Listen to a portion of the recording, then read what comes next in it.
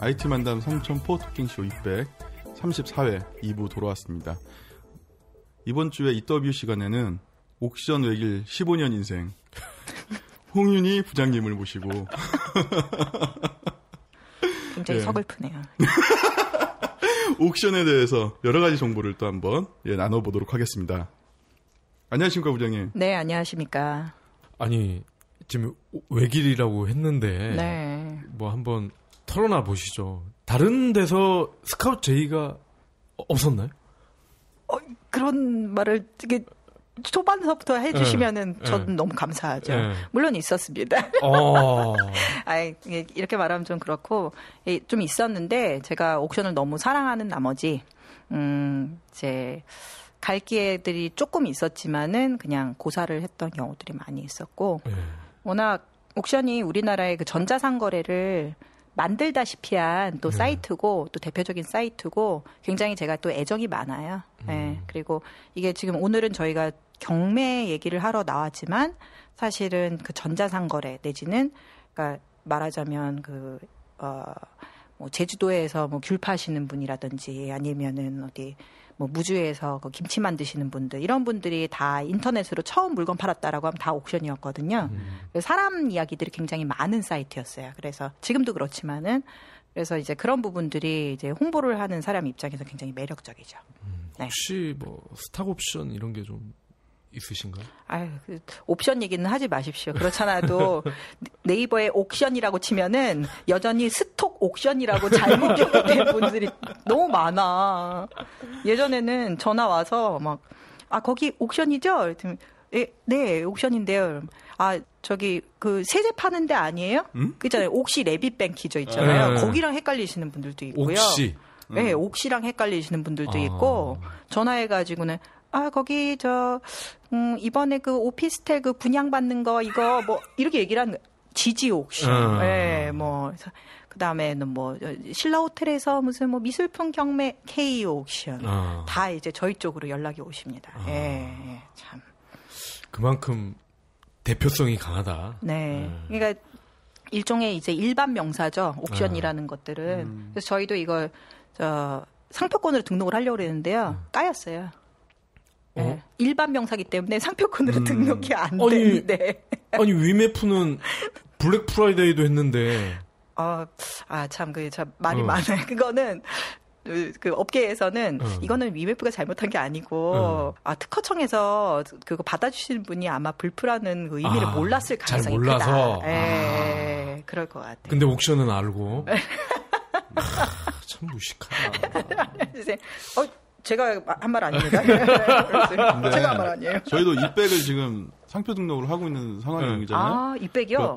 그러면 변리사 분인가 아마 그럴 거예요. 그 대행해 주신 분이 계시는데 뚝딱뚝딱 컴퓨터를 쳐가지고 된다 안 된다를 대충 이렇게 퍼센테이지를 잡아서 줘요. 그러니까 뭐 될 가능성이 매우 높으니까 분명히 그렇게 해서 등록을 했겠죠. 등록하셨어요? 이제 저희는 이제 상표 출연을 했고 네. 이제 등록 심사를 다시 하고. 이야, 축하드립니다.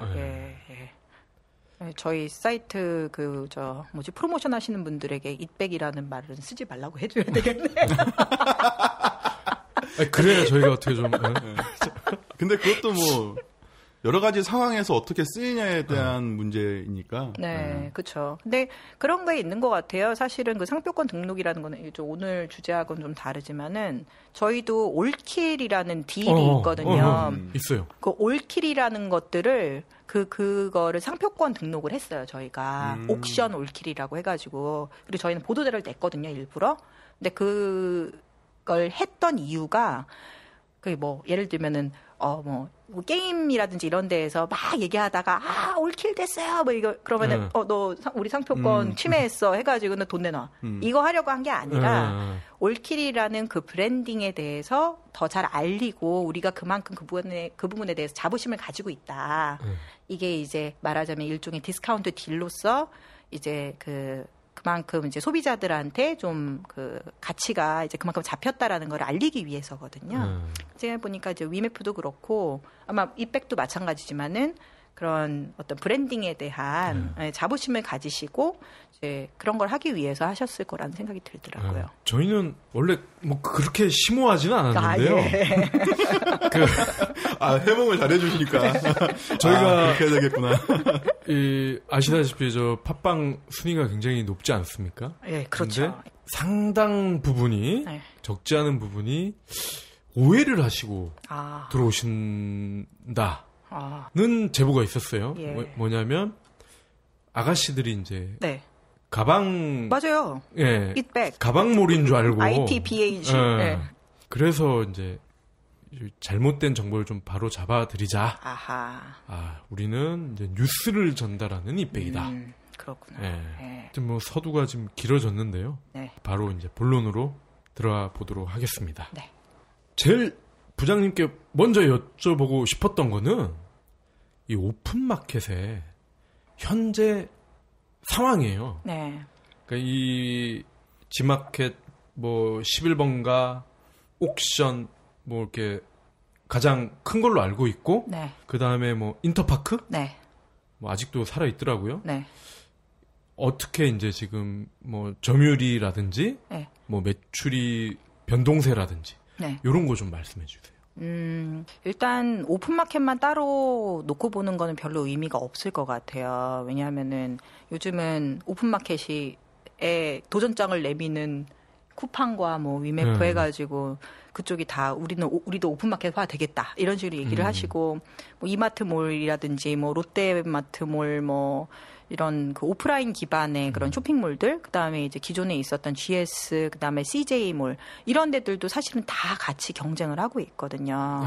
그래서 그다지 그게 의미가 있지는 않은데 굳이 따지자면은 오픈마켓의 경우는 이제 G마켓하고 옥션은 이베이 코리아라는 한 회사고 그래서 따로따로 이제 거래액을 밝히지는 않아요. 그렇지만은 둘이 합치게 되면은 이제 오픈마켓 시장에서는 한 60% 정도 된다라고 얘기를 하고 있고요. 제가 아까 말씀드렸던 대로 전자상거래 전체 시장에서는 한 30% 정도 차지하고 있다. 이렇게 지금 알려지고 있고요.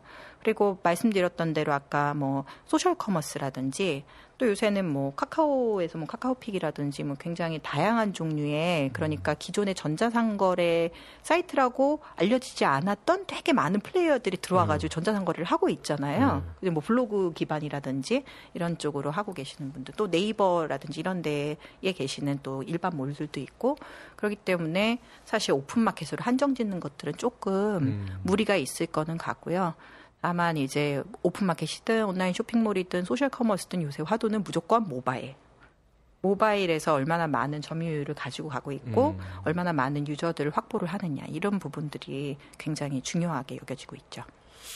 그럼 저희 그 동종업계에 있는 벙커원에서 하는 딴지마켓은 어떻게 좀 관심이 가는 브랜드인가요? 그러니까 이제 그런 거를 이제 저희 전문 용어로는 버티컬몰이라고 이야기를 하거든요. 버티컬몰. 버티컬이라고 해서 그러니까 어떤 특정한 종류의 그 유저들에게 어필하거나 카테고리 킬러성의 또 카테고리 전문 그런 몰들 이런 것들이 이제 버티컬이라고 하는데 버티컬 몰들은 저는 SNS가 굉장히 요새 이제 화두니까 SNS를 통해 가지고 아는 사람들 가가지고 거기서 뭐 사고 물건 사고 그걸 그 아는 사람들에게 자기 친구들에게 소문내고 이런 점에서는 저는 나름 니치로서 좀 가능성이 있다라고 생각을 하죠. 물론 뭐 오픈마켓처럼 커지지는 않겠죠.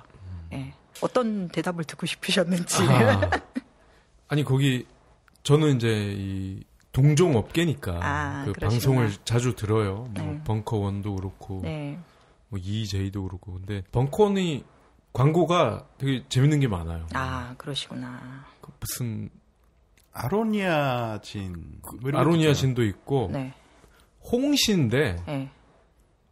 김천인가? 어디 70대 노 부부께서 뭐 인위적인 거 넣지 않고 이름도 재밌어요. 순결한 홍신가? 뭐 그래. 그래서 나도 한번 사 먹어 볼까 이런 생각이 들더라고요. 장명을 잘했네. 그런 걸 버티컬몰이라고 하는군요. 네. 근데 이제 제가 이제 얘기를 들어보니까 그 딴지몰의 경우에는 어떤 뭐 그 상품적인 특징이 있다기보다는 좀 마케팅을 또 그 딴지라는 그 브랜딩과 연결을 해가지고 재밌게 하는 그런 종류의 상품들을 파는 거고, 저는 그런 것들은 가능성이 있다고 생각을 해요. 그렇지만 이제 뭐 상품의 특성에 따라서 예를 들면은 이게 많이 들으시는 분들이 예를 들어 뭐 IT 쪽에 많이 종사하시는 분들이니까 그 사람들에게 필요할 만한 것들이 무엇인가라는 것들을 가지고서는 전문 머천다이저가 붙어서 일부러 붙어서 갖고 온다라고 하면은 당연히 순서겠죠. 아유 15년 외길이라서 확실히 다르네. 제가 그거 여쭤보려고 했는데 이백이 만약에 뭘 파냐 버틸컬 뭐를 하면 뭘 어떻게 해야 될까요? 가방은 팔지 마세요. 아유 어떡해 우리 저 타거스. 왜요? 아니 이백과 너무 안 어울려. 이백은 주로 예를 들면은 무슨 마이클 코어스라든지 코치 무슨 뭐 이런 게 이백이지.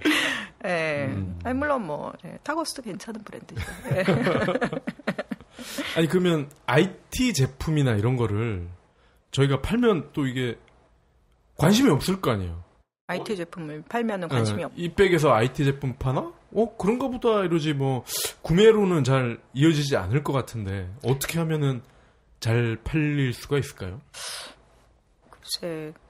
네, 사실은 상품을 소싱을 할 때 제일 중요한 거는 이제 내가 잘 아는 상품을 소싱을 해갖고 와서, 그러니까 그 왜 미생에도 나오잖아요. 그 싸게 사가지고 비싸게 팔으라고. 그 마진을 많이 남겨 먹어야 되는 거니까 내가 잘 아는 상품이 아니면은 안 돼요. 그러니까 뭐, 그러니까 이제 차장님이 잘 아시는 종류의 그 상품들을 소싱을 해갖고 오시는 거고, 이제 그게 어떤 건지에 대해서 딱 말씀드리긴 좀 어렵죠. 근데 이제 이게 그 타겟 하시는 분들, 타겟 그 고객층이 될 만한 분들이 뭐, 예를 들어서 뭐 어떤 나이대의 뭐 남자인지 여자인지 주로 어디서 많이 드는지 이런 것들을 알면은 그때 딱 필요할 만한 상품들 같은 것들을 어디서 이제 싸게 소싱을 머천다이징을 하실 수 있다라고 하면은 순선이 있죠. 저는 이 헤드폰을 한번 팔아볼까. 아유 좋죠. 예, 좋죠. 방송을 헤드폰으로 겨울이고 귀가 따뜻하잖아요. 그렇죠. 좋은 생각인 것 같습니다. 예. 참고하겠습니다. 네. 자, 그러면 이 소셜 커머스 또 얘기를 하셨는데, 이 지금 뭐 아까 모바일의 어떤 비중이 커지고 있다고도 하셨어요. 네. 근데 이들이 그걸 잘하는 것 같아요. 네, 그쵸, 모바일의 그쵸. 어떤 UI나 네. 이런 걸 보면은 G마켓 11번가 UI조차 이거 쿠팡 티몬이랑 비슷한데? 이런 생각이 들거든요. 네. 그러니까 모바일의 경우에는 그게 이제 소셜 커머스랑 유사하게 오픈마켓들이 이제 만들었다기보다는 모바일에서 물건을 사는 사람들이 어떤 종류의 UI에 끌려서 이제 물건들을 사느냐라는 거를 따라갔다라고 저는 이제 말씀을 드리고 싶고요. 오픈마켓이 사실 모바일에서는 조금 후발주자로 좀 늦게 따라가서 이제 11번가가 이제 SK텔레콤을 이제 업고 있기 때문에 조금 일찍 시작하기는 했지만은 사실 옥션 G마켓도 지금 거의 지금 전체 거래액의 뭐 30%, 40%가 모바일이거든요. 작년 초에 5%인가 3%밖에 안 됐었어요. 근데 옥션 G마켓 다 합치면은 거래 금액이 11조에서 12조 정도 되거든요. 그런데 거기에서 3, 40%라고 해보세요. 그러면은 4조, 뭐 이 정도, 뭐 이렇게 되는 거예요. 그러면은 사실은 지금 소셜 커머스가 이제 전체 거래 금액이 정확한 정보는 잘 모르겠지만 예를 들어서 2조가 안 되고 1조 5천억 정도 전체가 그 중에서 지금 50% 넘고 60% 정도 된다라고 치면은 사실은 옥션 G마켓의 모바일 거래 비중이 소셜 3사를 갖다가 다 합친 것보다도 훨씬 더 큰 셈이죠. 예. 근데 그만큼 이제 이게 단기간에 이제 쭉 따라왔던 것들의 그 요인 중에 가장 큰 게 아마 그 UI였던 것 같아요. 그러니까 아까도 이제 잠깐 올킬이라는 저희 그 딜 코너들을 말씀을 드렸지만은 11번가에도 뭐 쇼킹딜이라고 있고 그다음에 G마켓에도 그 슈퍼딜이라고 있고 그 딜 코너들이 있어요. 근데 모바일 화면이 작기 때문에 사람들이 기존의 그 PC에서 오픈마켓에서 들어가서 목적성 구매를 할 때 나 기저귀 필요해. 그래서 기저귀 쭉 쳐가지고는 가격 비교해가지고 사. 이런 식으로 구매를 안 하거든요. 화장실 가가지고는 볼일 보면서 잠깐 보는 건데 사람들이 그렇게 머리를 안 써요. 일단 딱 보고서는 상품 사진 크게 나오고 가격이 나오고 이게 가격이 얼마나 싸라는 것들이 눈에 확 들어와야 물건들을 사는 거예요. 그거를 이제 저희는 영감 구매라고 하거든요. 영감, 인스피레이션 구매라고 이야기를 하는데 다르게 말하면은 충동 구매죠. 충동 구매의 다른 버전이죠. 그러니까 사실은 모바일에서 충동 구매가 사실 굉장히 자연스럽게 이루어지는 것들을 소셜 같은 경우들은 그 상품 DB가 별로 없어요. 대신 이제 상품들을 일일이 다 소싱을 해다가 그 이미지를 닦고 뭐 상품을 갖다가 이제 가격을 치고 해가지고는 그거를 갖다 큼지막하게 해서 그 한 화면에 뭐 5개 내지는 4개 정도만 보이게끔 딱 보인 거죠. 근데 그게 이제 모바일 커머스를 처음 접한 사람들의 그 취향에 딱 맞았던 거예요. 그러니까 그거는 소셜형이라기보다는 어찌 보면은 모바일에서 물건을 사는 사람들의 심리를 좀 잘 알았던 것들이고 그렇기 때문에 오픈마켓도 그런 형식의 그 코너들이 없지 않았었어요. 그 전에도 있었거든요. 저희도 뭐 오늘의 특가, 뭐 오늘만 특가 뭐 이런 것들이 있었는데 그 코너를 모바일에 맞게끔 닦아가지고 이제 올려놓은 것들이죠. 근데 이제 소셜과 이제 오픈마켓의 좀 차이라고 한다면은 소셜 커머스는 여전히 그 딜 상품에서 나오는 매출이 굉장히 큰데 비해서 오픈마켓은 그러니까 이 기저에서 그러니까 그 딜 프로모션 말고 그냥 사람들이 목적 구매를 해가지고는 사는 상품들이 훨씬 더 많아요. 왜냐하면 상품이 보통 한 3천만 개 이러니까 소셜하고 이제 그 상품 DB 자체의 그 차이가 엄청나게 나거든요. 그러니까 아까 전에도 말씀드렸지만 쇼핑에는 목적 구매가 있고 그다음에 영감 구매가 있는데 이 두 가지를 다 잘할 수 있는 게 사실은 오픈마켓인 거예요. 네, 왜냐하면은 소셜이 이제 오픈마켓은 제가 아까 15년이라고 이야기를 했지만은 뭐 최소한 한 뭐 6, 7년 또는 한 10년, 15년 이렇게 그 쌓아놓은 DB가 있어요. 상품 DB. 그 상품 DB를 가지고 사람들이 뭐 예를 들어서 뭐 바깥에 지금 엄청 추워, 미끄러워. 그러면은 그 염화칼슘이 필요하잖아요. 소셜에 염화칼슘은 소싱해야지 있는데 오픈마켓에서 염화칼슘이라 치면 항상 나와요. 예를 들면. 그러니까 우리가 생각하지 못했던 상품인데 꼭 필요해. 근데 오픈마켓 치면은 다 나와. 네. 이제 그런 것들이 이제 오픈마켓의 가장 큰 장점이라고 할 수 있겠죠. 그거를 제가 최근에 몸소 느꼈어요. 아, 그러셨어요? 제가 녹차를 네. 그 잎녹차 있잖아요. 네. 그거를 사려고 일단 저 최양한이 때문에 저 티몬에서 녹차를 딱 쳤는데 제가 바라는 그 잎녹차는 없고 녹차 바디샵이 왜 이렇게 많어? 녹차 바디샵이 쫙 있고 결국엔 잎녹차가 없었어요. 그래서 당신의 마음속에 아직 영웅이 살아있는가? 당신의 영웅을 어둠으로부터 깨워라.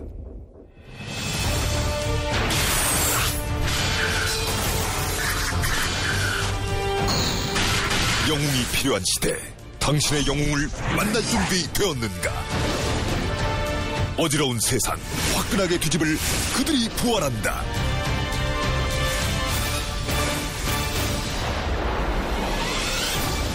영웅, 포카카오. 아, 맞아.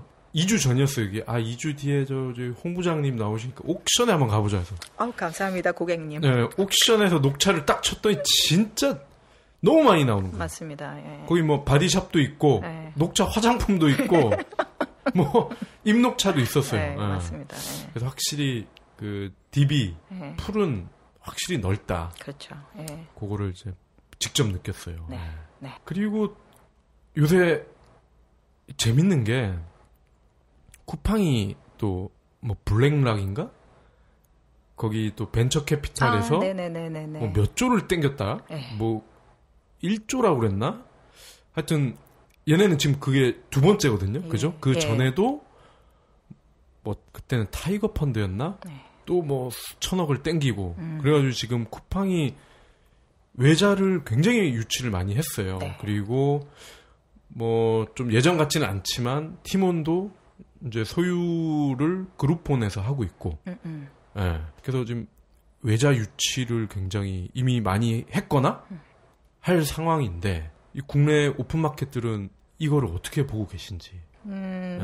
사실은 좀 긍정적인 부분들과 우려스러운 부분들을 좀 다 같이 좀 가지고 있는 것 같아요. 일단은 긍정적인 것들은 당연히 이제 벤처 캐피털들이 우리나라의 그 전자상거래의 어떤 포텐셜을 인정을 했다라는 부분들은 당연히 이제 긍정적인 것 같고, 이제 우려스럽다기보다는 뭐 그렇게 이제 벤처 캐피털의 이제 자금을 이제 유치를 한다라고 하면은 사실은 이제 아무래도 이 성과를 내야 된다라는 것들에 대한 부담이 굉장히 커지잖아요. 그런데 이제 소셜의 가장 큰 약점 중에 하나가 돈이 많이 들어가는 모델이라는 것들.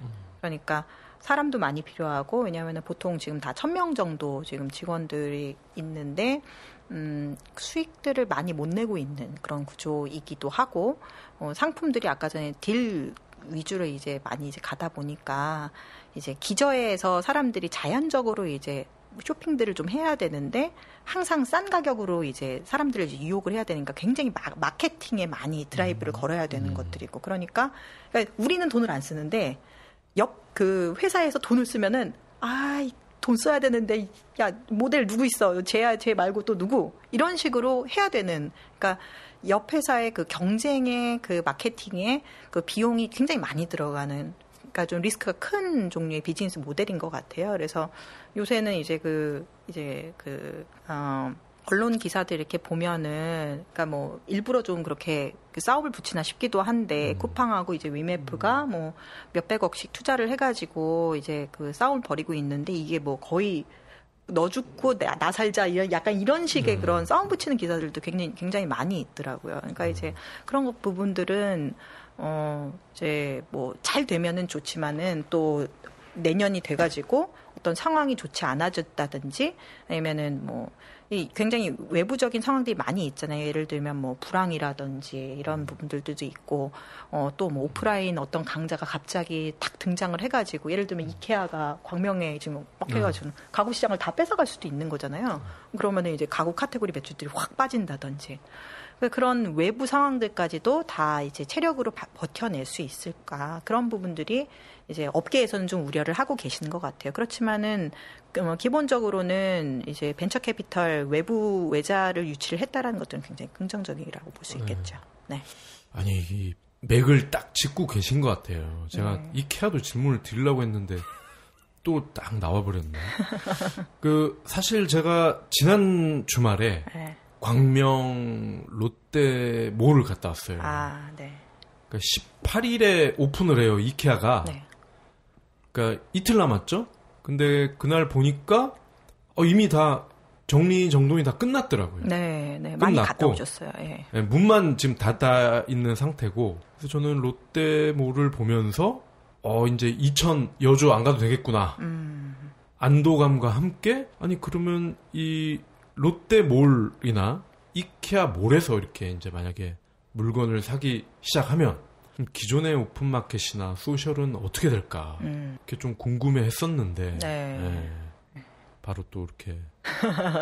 그러니까 그런 것들은 외부 요인들이니까 사실 저희가 이제 뭐 아무리 이제 인위적으로 막는다고 하더라도 그쪽으로 이제 빠져나가는 게 저기랑 같잖아요. 그 직구랑 마찬가지거든요. 똑같거든요. 그러니까 그거에 대응하는 것들을 이제 어떤 방식으로 현명하게 하느냐에 따라서 되게 많이 달라지겠지만은, 이케아의 경우는 굉장히 오래전서부터 약간 좀 이제 예고가 되어 있었고, 이제 어떤 종류의 상품들이 팔릴 것이다라는 것들에 대한 시장 분석은 이제 뭐 유통업체들도 대강은 하고 있기 때문에 그거에 대응하거나 아니면은 그거를 이제 보완할 수 있는 종류의 상품들을 많이 이제 준비들 하고 있는 것 같아요. 제가 알고 있기로는 오픈마켓은 주로 국산 그러니까 비브랜드, 그러니까 브랜드 상품들도 있고 비브랜드 가구들을 굉장히 많이 이제 좀 강화를 하고 있는 걸로 그렇게 알고 있어요. 워낙에 이제 가구 거리에 계시는 분들이 오픈마켓으로 이제 많이 진출을 했고, 그 동안에 나름 이제 브랜딩들을 이제 많이 좀 쌓아갔던 부분들이 있기 때문에 뭐 이케아의 대응이 되겠다, 100% 되겠다라고 얘기하지는 않더라도 손 놓고 보고 있지는 않죠. 그리고 또 제가 궁금했던 것 중에 하나가 이제 11번가예요. 네. 11번가는 011일 때 11번가가 된 거 아니에요? 그죠? 012? SK에서 할 때. 네네네네. 012. 왜? 못 알아듣는 척 했어요. 젊은 척 하세요. 네. 스피드 011.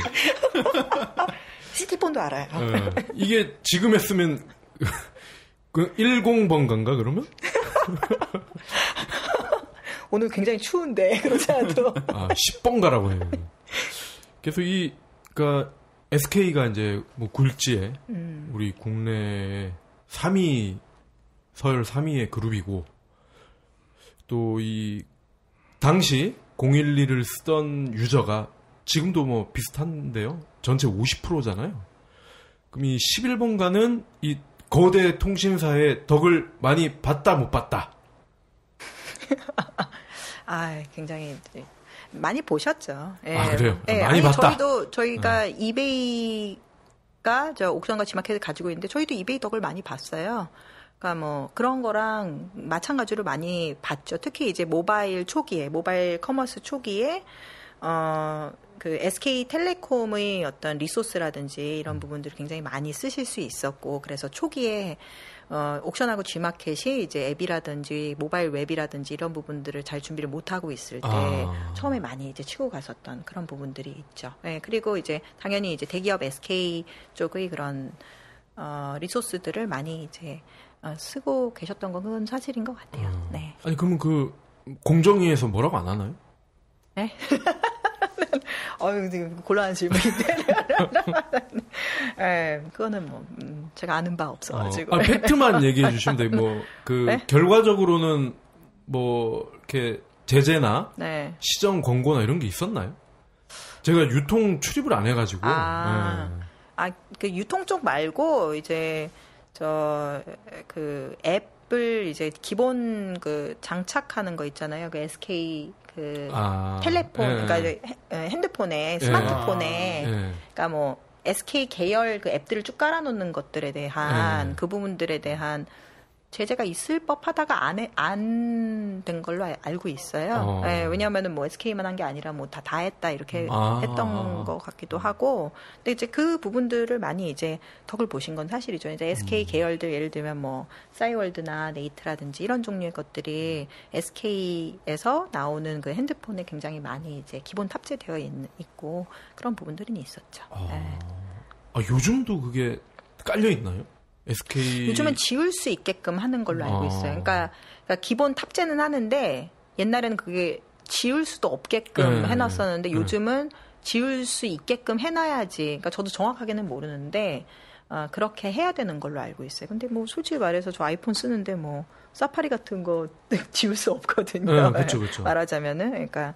또 역차별 이런 종류의 여러 가지 이슈들이 또 이제 걸려 있어가지고 복잡한 것 같습니다.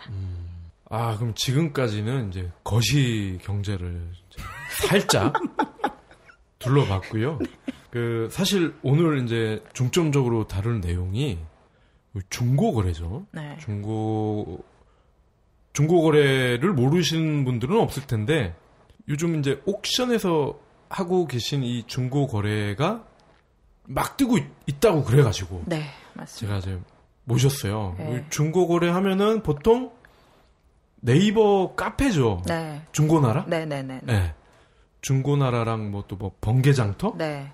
이런 게 좀 기존엔 많이 왔었는데, 네. 이러저러한 부작용들이 있었겠죠? 그러니까 이제 옥션 중고장터가 뜬 건데, 여기 대해서 이제 한번 진득하게 한번 또 얘기를 나눠보도록 하겠습니다.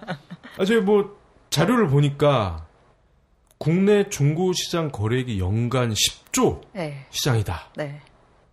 추정치. 네. 근데 중고차 빼고. 네. 중고차 빼고. 네. 어마어마하군요. 네. 그러니까 생각보다 중고 거래가 굉장히 많이 이루어지고 있어요. 그러니까 제가 처음에 옥션에 입사했을 때만 하더라도 저희가 사실은 중고 경매 사이트라는 식으로 포지셔닝이 많이 되어 있었거든요. 근데 그때 당시에도 저희 전체 거래액의 한 10%도 안 됐었어요. 중고 경매 이런 쪽의 상품들은. 왜냐하면은 우리나라가 이제 뭐라 그러냐, 이제 1950년대 이후에 굉장히 이제 고도 성장을 했는데 사실 중고라는 거는 뭐냐면은 그만큼 이제 중고로 이제 사고 팔 수 있을 정도로 그만큼 경제가 이제 발전을 했다라는 것들을 의미를 하는 건데 아직은 그 정도까지는 이제 올라오지를 않았던 거. 더더군다나 이제 온라인 쪽에서 중고 거래라는 부분들은 정말 지극히 미약한 수준이었거든요. 그래도 그때 당시에 많이 이제 중고 거래가 되었던 게 중고 그 명품 시계랑 그 다음에 명품들. 그래서 지금 보면은 그 당시에 그 전문 그 명품 중고를 저희 사이트에서 하셨던 분들이 그분들이 지금 뭐 이렇게 저쪽 오프라인에 매장 같은 것들을 굉장히 많이 내가지고 지금은 그 오프라인 샵에서 명품 중고 거래들을 하고 계세요. 쭉 있었죠. 전당포라고. 네, 전당포.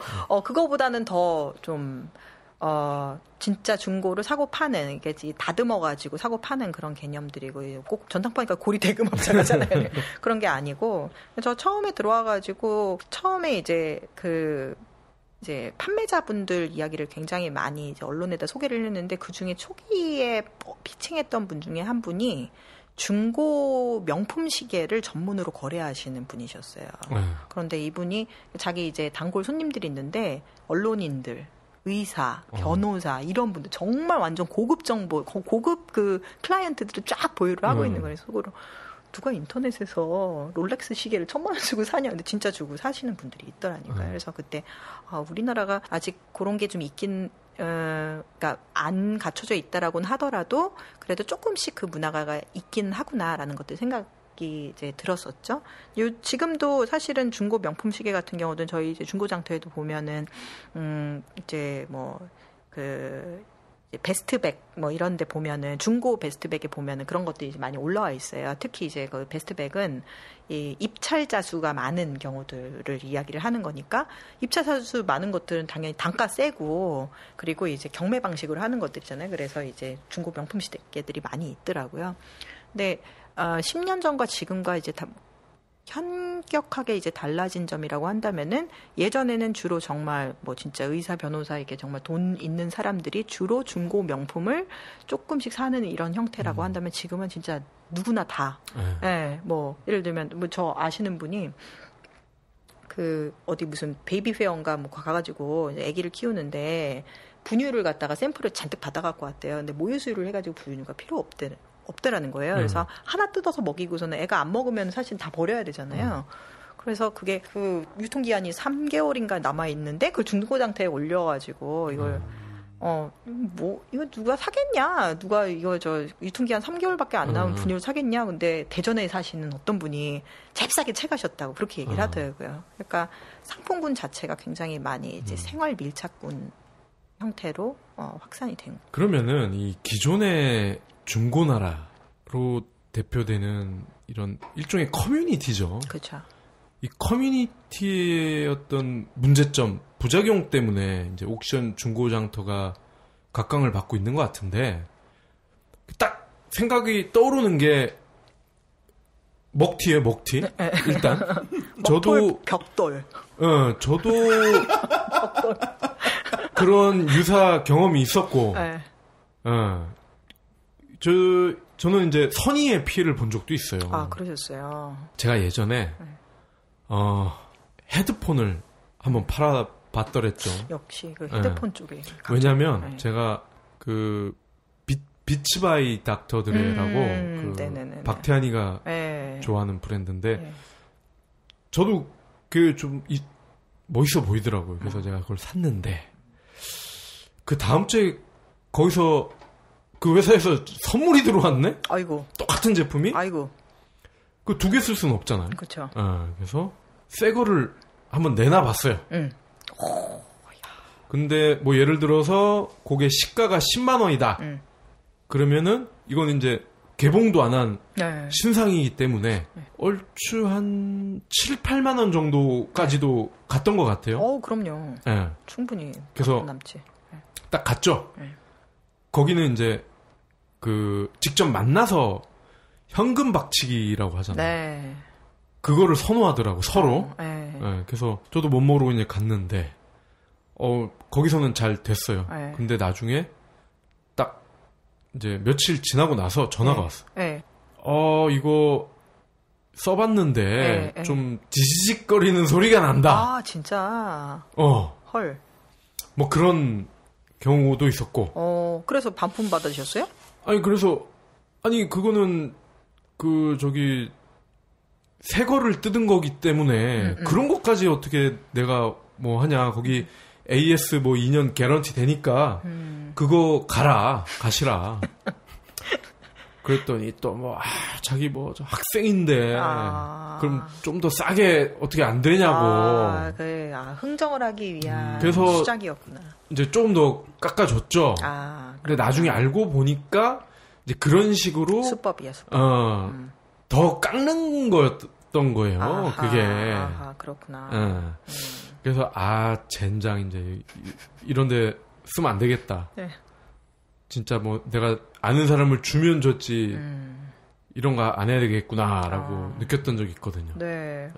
그런 경우들 저는 중고 나라에서 이제 물건을 찾아가지고 한번 검색까지는 해봤는데 실제로 사지는 않았거든요. 저도 너무 그런 얘기들을 많이 들어가지고 제일 황당했던 얘기가 그거였던 것 같아요.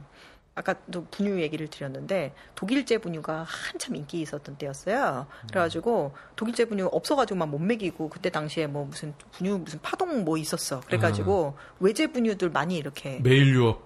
네, 뭐 있었어. 하여튼간에. 그래서 어떤 분이 독일제 분유를 갖다가 찾았다고 근데 누가 이렇게 엄청 싸게 이제 중고나라에 올려놨다는 거예요. 그래가지고는 그거를 딱 사갖고 왔는데 밀가루를 넣어가지고 보냈더라고요. 그리고서는 사라져 버려가지고.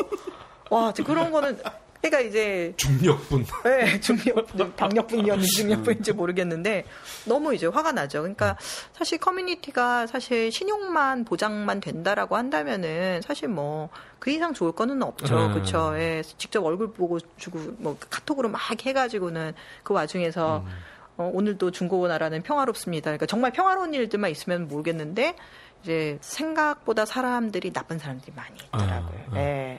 어려워서 나빠진 경우들도 있고 원래 나쁜 사람들도 있고.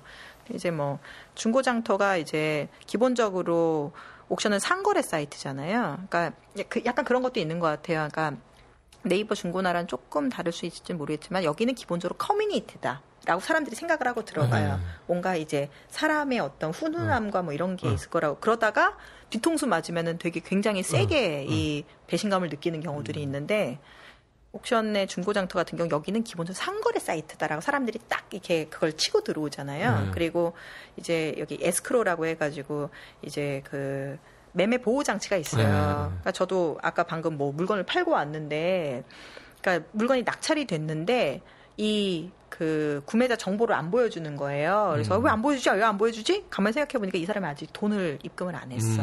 이 사람이 입금을 해야 그래야지 주소랑 그다음에 이 사람의 연락처를 갖다가 보여줘요. 그러면 이제 물건을 보내주세요. 이렇게 되는 거예요. 그러면은 물건 받아보고 물건에 하자가 없다. 라고 만약에 하자가 있다라고 하면은 반품하는 경우들도 있어요. 예.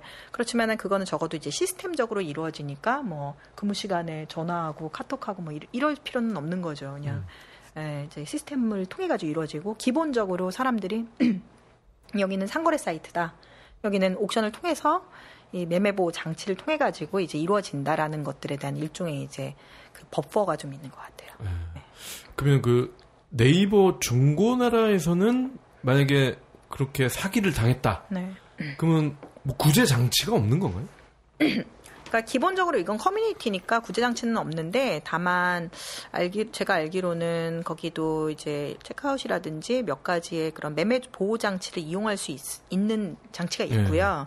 그렇게 하려면은 소정의 비용을 조금 내야 돼요. 뭐 몇천 원 이렇게 해서 내야 되는데 뭐 사실은 복불복이잖아요. 좋은 사람이 걸리면은 그 몇천 원 아낄 수도 있는데 그래가지고 좋은 사람이 되면은 그냥 될 수도 있지만은 만약에 나쁜 사람한테 걸렸다라고 한다면 매매보호 장치 이용을 할 걸 하면서 이제 발길을 끊는다든지 약간 그렇게 되는 경우들이 많죠. 근데 이제 옥션은 그게 디폴트니까 예.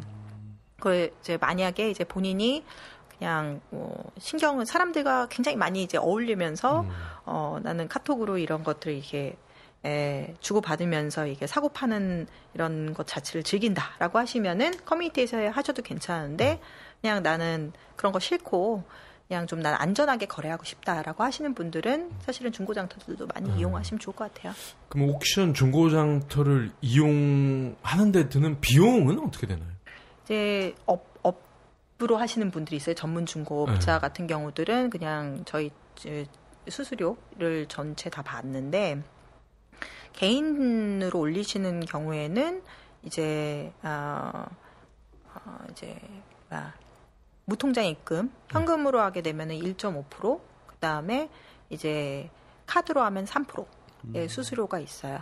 그래서 그게 가장 큰 그 장점이라고 또 누구는 얘기를 하더라고요. 저 아시는 분이 완전 그 캠핑 매니아라 가지고 캠핑 가면은 왜 캠핑 장비들 같은 것들 다 뭐 누구는 스노우피크, 누구는 뭐 이렇게 하는데 나 혼자 막 뭐 예를 들면은 뭐 부산 장비 쓰고 있어요. 나 너무 쪽팔려라고 하면서 스노우피크 사야지라고 하면은 진짜 스노우피크는 너무 비싸니까 중고 이런 것들에서 보잖아요.